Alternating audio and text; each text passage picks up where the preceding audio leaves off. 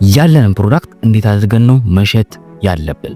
አብዛኞቻችን አሪፍ የሚባሉ ፕሮዳክቶችን ይዘን እንዴት መሸጥ እንዳለብን ባለማወቃችን ብቻ ብዙ ደንበኞችን አጥተናል። ስለዚህ በዚህ ቪዲዮ ፕሮዳክታችንን እንዴት ነው መሸጥ ያለብን የሚለው ነገር በቀላል መንገዶች የምናይ ይሆናል። እስከዛው ድረስ ቻናሉን ላይክ፣ ሼር፣ ሰብስክራይብ ያድርግ ተከታተለኝ። መጨረሻ ላይ ደግሞ የሚገራርሙ ቲፖችን የምሰጥ ይሆናል። ፕሮዳክታችንን ለመሸጥ መከተል ያሉብን 3 ስቴፖች አሉ። የመጀመሪያው ፕሪ ሴል የምንለው ነው። ይሄ ማለት ምንድነው? ከሽያጭ በፊት ወይም ደግሞ ያንን ፕሮዳክት ከመሸጣችን በፊት ልናሟላቸው የሚገቡ ነገሮች አሉ። በቃ ልናውቃቸው የሚገቡ ነገሮች አሉ። የመጀመሪያው ምንድነው? ኋት የምንለው ነው። ምንድነው እየሸጥን ያለነው? ያ ፕሮዳክት ለምንድነው የሚያገለግለው የሚለው ነገር በደንብ ማወቅ አለብን። እየሸጥን ያለው ፕሮዳክት ምንድነው? ስለ ፕሮዳክቱ በደንብ ልናውቅ ይገባል። ሁለተኛው ደግሞ ምንድነው? የሚለው ነው። ከስተመራችን ማን ነው? ደንበኛችን ማን ነው? ይህን ፕሮዳክት ለማን ነው መሸጥ ያለብን? ለመሸጥ ስንሞክርም ለሁሉም ሰው አይደለም ማለት ነው ለመሸጥ የምንሞክረው። ያንን ሰው ታርጌት ለማድረግ ነው የምንሞክረው። በቃ ደንበኛችንን እስካወቀን ድረስ ያንን ሰው ታርጌት ለማድረግ ነው የምንሞክረው። ሌላኛው ደግሞ ድክመታቸው ምንድነው? ይሄ ከስተመሩ ሆኗል አይደል? ማን ነው ደንበኛዬ ብለን ካጣራም በኋላ ድክመቱስ ምንድነው? ኦኬ በምን አይነት መንገድ ባወራው ነው ሊገዛኝ የሚችለው የሚለውን ነገር ልናውቅ ይገባል። በአራተኛ ላይ ደግሞ ዋነኛው እዚህ ብሊቭ ነው። ያ ፕሮዳክት እዛ ሰውዬ ጋር ሄዶ የሚፈልገው ለውጥ እንደሚያመጣለት ልናምን ይገባል። ለምሳሌ ፕሪሴል ላይ የምትሸጠው ሄድፎን ቢሆን ያ ሄድፎን ያዛ ሰውዬ ጋር ሄዶ ጫጫታ ውስጥም ቢሆን ጥርት ያለ ድምጽ እንዲሰማ እንደሚያደርገው ልታውቅና ልታምን ይገባል። ሁለተኛው ደግሞ ምንድነው? ፕሮሰስ የምንለው ነው። ፕሮሰስ ሲባል ምንድነው? ላይ ፕሪሴል ላይ ስለ ፕሮዳክቱ አውቀናል አይደል? ስለ ፕሮዳክቱ አውቀናል፣ ስለ ደንበኛችን አውቀናል፣ ማመን እንዳለብን ምናምን አውቀናል። አሁን ወደ ሽያጩ ሂደት ገብተናል። በቃ ወይ ደንበኛው ሊገዛ አንተ ጋር መጥቷል ወይም ደግሞ አንተ ልትሸጥለት ደንበኛው ጋር ሄዳል። ስለዚህ እዚህ ጋር ደግሞ ልናውቃቸው ወይም ደግሞ ልናደርጋቸው የሚገቡ ነገሮች አሉ። አንደኛው ምንድነው? አንደርስታንድ ደንበኛውን መረዳት መቻል አለብህ። አሁን ለምሳሌ ጫማ እየሸጥክ ከሆነ ደንበኛው አንተ ጋር መጣ ሊገዛ ደንበኛ መጣ ምናምን ቤት ውስጥ ገባና ጫማ ፈልጋለሁ አለ። ዝም ብለህ ይሄኛውን ጫማ ሞክሮ አይደለም ይሄ የምትለው ለምን እንደፈለገ ልታውቅ ይገባል። ለሰርግ ሊፈልጉ ይችላል ያ ጫማ። ለሰርግ የሚፈልግ ከሆነ አቅጣጫ ወደ ቆዳ ጫማዎች ይሆናል ማለት ነው። ይሄን እንግዲህ የምታደርገው እንዴት ነው? መረዳት ከቻልክ ነው። ምን እንደሚፈልግ ማወቅ ከቻልክ ነው። ፔኑን ለማግኘት ከዚህ በፊት እንደዚህ አይነት ጫማዎች ሞክረህ ታውቃለህ ትሏለህ። አዎ እባክህ እንደዚህ አይነት ጫማዎች ሞክሬ ወይ ያቃጥላሉ ይልሃል ወይም ደግሞ ቶሎ ያልቃሉ ይልሃል ምናምን የራሱን የሆነ ነገር ይሰጣል። ስለዚህ ፔኑን አገኘህ ማለት ነው። እቺ ፔን ከዚህ በፊት ኦኬ እንደዚህ አይነት ጫማዎች ሞክሩ እንደዚህ አይነት ነገሮች ገጥሞታል። ከእንደዚህ አይነት ነፃ የሆኑ ጫማዎችን ልስጡትና ኦኬ እንደዚህ ይሄን ጫማ ሞክሩ እስቲ ከእንደዚህ አይነት ነገር ስለተሰራ አያቃጥልም፣ እንደዚህ አይነት ቆዳው ጠንካራ ስለሆነ ቶሎ አያልቅም። ሶሉሽን አቀረብክለት ማለት ነው። አንደርስታንድ ካደረግኩ በኋላ ቀጣዩ ምን ይሆናል? ሶሉሽን መስጠት ነው። ለዛ ችግር መፍትሄ ልትሰጠው ይገባል። ተረድተኸኛል አይደል? ሶሉሽን ታቀርብለታለህ ማለት ነው።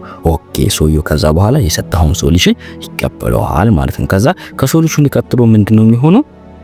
ክሎዝ ማድረግ ነው። ሶሉሽን ላይ በደንብ ፕሮዳክትህን ፕሬዘንት ልታደርግ ይገባል። እዚህ ጋር ፕሪሴል ላይ ብሊቭ ያላት ነገር አለች አይደለ? እምነት ስለ ፕሮዳክትህ ማመን አለብህ ያላት ፓርት አለች አይደለ? ያቺ ፓርት ፕሬዘንቴሽኑ ላይ በቃ ትመጣለች። ቀጥታ ፊት ለፊት የምትተያዩት ከሱ ጋር። ከዛ ፕሬዘንት ስታደርጉ በፕሮዳክት የማታምን ከሆነ የምትጠቀማቸው ቃላቶች፣ ኮንፊደንስ፣ እያንዳንዱ ነገር ኢነርጂ፣ እያንዳንዱ ነገር ይጋባል ሰውዬው ላይ።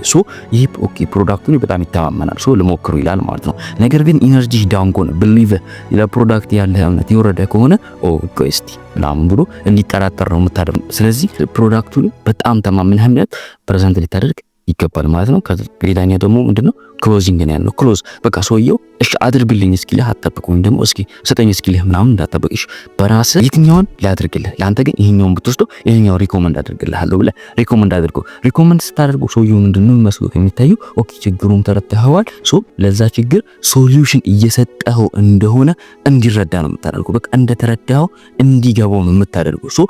ሪኮመንድ አድርገህ እዛው ጋር ክሎዝ አድርገው እዛው ጋር እንዲወሰን አድርገው ማለት ነው።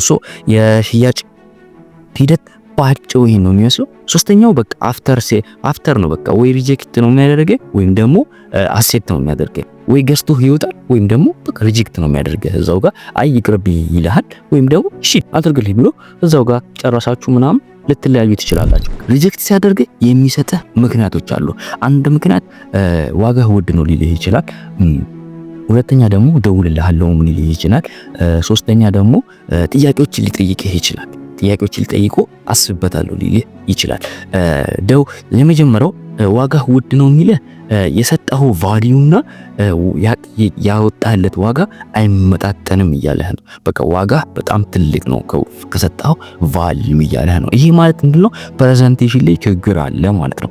ስለ ቫልዩ ስለ ፕሮዳክቱ ስታብራራለት ችግር ተፈጥሯል ማለት ነው። ፕሬዘንቴሽን ላይ ፕሬዘንት ያደረክበት መንገድ ዋጋው ውድ እንዲመስለው አድርጎታል ማለት። ስለዚህ ፕሬዘንቴሽን ላይ መመለስ መቻል አለበት። ድጋሚ ፕሬዘንት ልታደርግለት ይገባል ማለት ነው። እንደዛ የሚልህ ከሆነ ደውልልሃለሁ የሚልህ ከሆነ ደግሞ በቃ ከነጭራሹ ይሄ ሰውዬ የሚገዛ አይነት ሰው አይደለም። ደውልልሃለሁ ማለት ሊገላገልህ እየፈለገ ነው። ስለዚህ እንደዚህ አይነት ጥያቄዎችን ጠይቆ ቅር ያለህ ነገር አለ ምንድን ነው በቃ ስለ ፕሮዳክቱ ቅር ያለህ ነገር አለ ምናምን ብለህ ጥያቄዎችን ጠይቀው ደውልልሃለሁ ለሚልህ ደንበኛ ማለት ነው።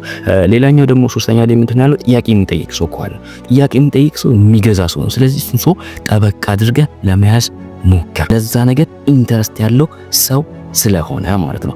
እና ሌላኛው ደግሞ ገዝቶ ከወጣን ያለ አይደለ? ገዝቶ ከወጣ በጣም አሪፍ፣ ለአንተም አሪፍ ነው፣ ለሱም አሪፍ ነው።